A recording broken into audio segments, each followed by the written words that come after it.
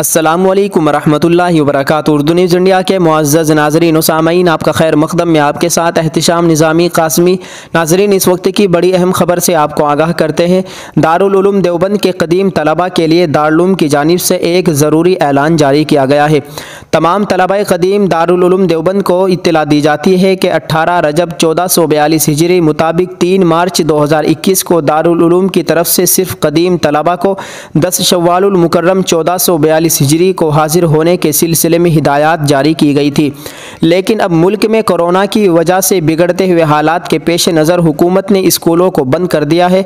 इसलिए तमाम तलबा कदीम दारुल देवबंद को इत्तला दी जाती है कि वह भी इस साबिक़ा ऐलान के मुताबिक देवबंद का सफ़र न करे और इस सिलसिले में दारुल की तरफ से अगले ऐलान का इंतज़ार करे। हालात को सामने रखते हुए आइंदा नए तालीमी साल में आगाज़ तालीम के सिलसिले में दोबारा ऐलान किया जाएगा। इसके बाद ही देवबंद का सफ़र करे।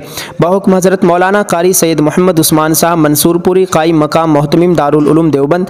नाज़रीन, आपसे गुजारिश है कि आप दारुल के इस ऐलान को तमाम तलबा कदीम तक पहुँचाने की कोशिश करें। शुक्रिया, जज़ाकल्लाह। अस्सलामु अलैकुम वरहमतुल्लाहि वबरकातुहू।